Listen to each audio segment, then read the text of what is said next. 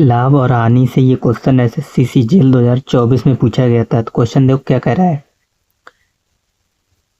एक व्यक्ति को 144 रुपए में एक वस्तु बेचने पर 28% की हानि होती है। यदि वह इसे 288 रुपए में बेचता है तो उसका लाभ या हानि प्रतिशत कितना है। ठीक, इसको आप दोनों तरीके से भी दोनों तरीके हम बताएंगे कैसे कैसे कर सकते थे। एक तो आप डायरेक्ट कर सकते हो, हमें सीपी तो मालूम है, सीपी नहीं मालूम है। मान लेते सीपी हमारा एक्स था। जब 28% हानि पे बेचा, यानी 100 में से 28 कम कितने में बेचा, यानी 72 में। ठीक, तो कितने में, 144 रुपए। ठीक, यही तो कह रहा था। एक व्यक्ति को 144 रुपए में एक वस्तु बेचने पर 28% की हानि होती है। तो मान लिया उसका सीपी एक्स था, 28% में एक बार हानि कितने की हुई, 144 की। 9 से काटोगे, 9 अट्ठे 72 और 16 नेमा 144, 8 एकम 8, 8 दूनी 16। तो यानी x बराबर आ जाएगा 200। यानी सीपी हमें पता चल गया, उसने खरीदी 200 में थी। ठीक, और 28% की जो हानि हुई थी वो 144 थी। अब कह रहा है यदि वे 288 में बेचे, अगर इतने में खरीदी थी, जब सीपी हमें पता चल गया 200 रुपये। अब कह रहा है वो अगर 288 में बेचे तो कितने का लाभ या हानि होगी। लाभ या हानि तो कितने का, पहली बात तो लाभ हो रहा है 88 का, किस पे, 200 पे। तो 100 पे कितना हो जाएगा, 44%। ठीक, तो सी वाला ऑप्शन सही हो जाएगा। दूसरा मेथड ये था कि आप फ्रैक्शन से भी कर सकते थे। 28% की फ्रैक्शन 4% की होती है, 1/25। तो 28% कितनी हो जाएगी, 7/25। ठीक, अब उसने 25 की चीज खरीदी थी और हानि पे बेची, यानी 28% हानि बेची थी। तो 25 में से 7 के कितने बचेंगे, 18। और 18 यूनिट की वैल्यू हमें दे रखी थी कितनी, 144। तो 1 यूनिट की वैल्यू कितनी हो जाएगी, 8। 18 अट्ठे 144। तो 25 यूनिट की वैल्यू निकाल लो, 25 अट्ठे 200। ठीक, अब यहाँ पे फिर कह रहा था कि अगर हम इसे 200 में ना बेच के 288 में बेचते तो क्या लाभ या होता या हानि होती। तो सेम यही प्रोसेस हो जाता है। इसके बाद 88 रुपए का लाभ 200 पे, तो 100 पे कितना हो जाएगा, 44%। ठीक, ऐसे ही नीचे ये भी 2024 का है, करा यदि 200 से 260 तक की कीमतों पर खरीदी गई पुस्तकों को, यानी यहाँ से यहाँ तक हमने खरीदा है 200 से लेके 260 तक की कीमतों पर। ठीक, खरीदी गई पुस्तकों को 250 से 300 तक की कीमतों पर बेचा जाता है। तो 25 पुस्तकों को बेचने पर अधिकतम संभावित लाभ, यही की पॉइंट है यहाँ क्वेश्चन का, अधिकतम संभावित लाभ। अधिकतम बढ़ाया तो आप सबसे, अगर आपको अधिकतम लाभ चाहिए तो आप तो सबसे कम में खरीदोगे, 200 में खरीदोगे और ज्यादा में बेचोगे। बेचोगे या नहीं बेचोगे, बिल्कुल बेचेंगे।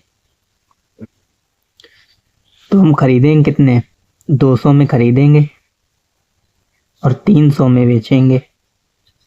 ठीक, तो कितने का लाभ हो जाएगा, 100 का। ये तो एक पुस्तक का है, हमसे पूछेगा 25 पुस्तकों का लाभ क्या होगा, तो 100 गुणे 25। तो इसका आंसर हो जाएगा 2500। ठीक, तो इसके ऑप्शन हमने लिखे नहीं है। एक आपका था, एक तो 2500 था जो कि हमारा बी वाला था। ए में हमारा था कौन सा, 2300। ठीक, बी हमारा 2500 था और सी हमारा है 1800 और डी हमारा था 2700। ठीक, तो बी वाला आपका सही है उत्तर। नेक्स्ट आ जाओ। कह रहा है एक विक्रेता 20 दर्जन केले 1200 में खरीदता है और 5 दर्जन केले 350 में बेचता है, तो उसका लाभ प्रतिशत कितना है। अब ये तो बहुत ही आसान है। 20 दर्जन केले कितने में खरीदता है, 1200 में। तो 1 दर्जन केले कितने में हो जाएंगे, 20 दर्जन 1200 में खरीदता है तो 1 दर्जन केले आसानी निकाल लोगे, कितने में हो जाएंगे, 60 रुपए में।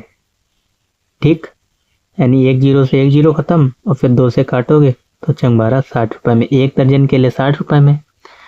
तो 5 दर्जन केले उसने कितने में खरीदेगा, अगर 1 दर्जन केले 60 रुपए में खरीद रहा है तो 5 दर्जन केले कितने में खरीदेगा? 300 रुपए में। ठीक, 5 दर्जन केले जो है उसने 300 रुपए में खरीदे और 5 दर्जन केले 300 रुपए में बेचे। ठीक, आपको यहाँ पे सेम करना था। 5 दर्जन केले खरीदे 300 में और बेच दिए 350 में। ठीक, ये था सीपी और ये था एसपी। तो कितने का लाभ हो गया? 50 का। 50 का लाभ किस पे? 300 पे गुणे 100, या 2 जीरो से 2 जीरो, 3 से काटोगे कितने बार? 16 3 48, 49 50, ये आ जाएगा 16 राइट 2/7% और 2/3 डी वाला। ठीक, नेक्स्ट कह रहा है एक दुकानदार अपने ग्राहक से क्रय मूल्य से 14% अधिक शुल्क लेता है। ठीक, यदि ग्राहक ने एक मोबाइल फोन इतने में खरीदा, इतने के लिए भुगतान किया, तो मोबाइल फोन का क्रय मूल्य क्या था? देखो ये कह रहा है सीपी और एसपी 14% अधिक शुल्क लेता है एक दुकानदार, यानी उस वस्तु का मूल्य तो 100 है, वो 14% अधिक लेता है यानी 114। ठीक, और एक ग्राहक ने एक मोबाइल फोन खरीदा इतने में, तो 114 यूनिट की वैल्यू हमें दे रखी है कितनी?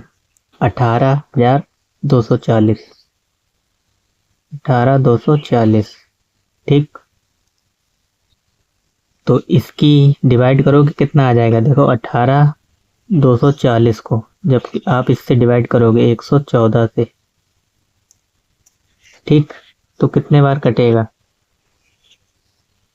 पहले 114 से अगर इसमें भाग दोगे तो एक बार जाएगा, क्योंकि 2 बार तो ज़्यादा ही हो जाएगा, 228 हो जाएगा। 114 जब हमने इन तीनों भाग दिया तो एक बार गया, बचेगा कितना? 182 में से जब 114 घटा दोगे तो 8 और 6, 684 बचेगा। ठीक, 684 हो जाएगा यहाँ पे, फिर जाएगा 114 का 6 गुना होता है 684। ठीक, 114 का जब आप 6 गुना करोगे, 14 छंग 84 और 6 कम 6 डायरेक्ट ही गुणा हो जाएगा 184, और एक जीरो था वो जीरो आ जाएगा, यानी पूरा कट जाएगा 160 बार में। ठीक, तो एक यूनिट की वैल्यू हमें पता चल गई 160 है, तो 100 यूनिट की वैल्यू कितनी हो जाएगी? गुणे 160। ठीक, तो गुणा करो कितना आ जाएगा? 16,000। ठीक, तो बी वाला इसमें सही हो जाएगा।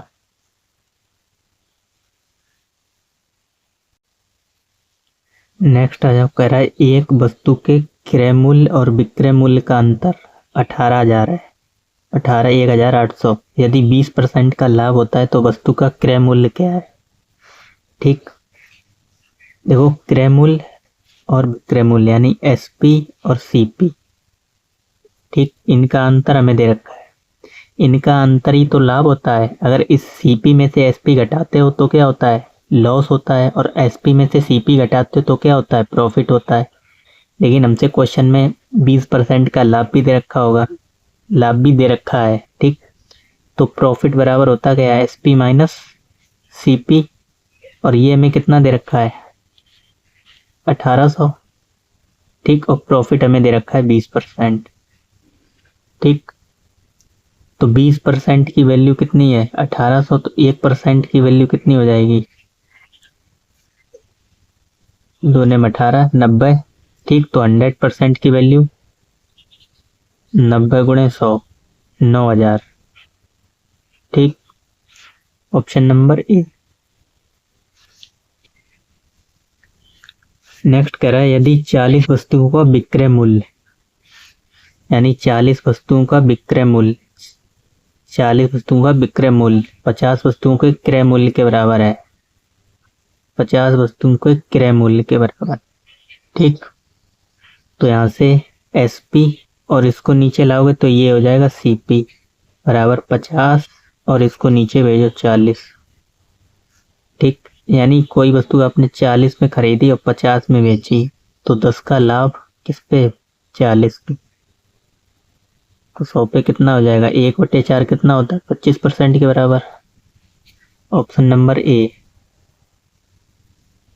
ठीक, नेक्स्ट आ जाओ। कह रहा है यदि 100 कलमों का विक्रय मूल्य 140 कलमों के क्रय मूल्य के बराबर है। ठीक, तो लाभ प्रतिशत पूछा गया, सेम ऊपरी वाला क्वेश्चन है। 100 कलमों का जो एसपी है वो 140 सीपी के बराबर है। ठीक, तो सीपी को जब नीचे लाओगे एसपी बट्टे सीपी 140 और ये नीचे आएगा। ठीक, कोई चीज आपने 100 में खरीदी और 140 में बेच दी तो 40 का लाभ कितने पे? 100 पे। तो 100 पे कितना हो जाएगा? 40%। ठीक, सी वाला सही हो जाएगा।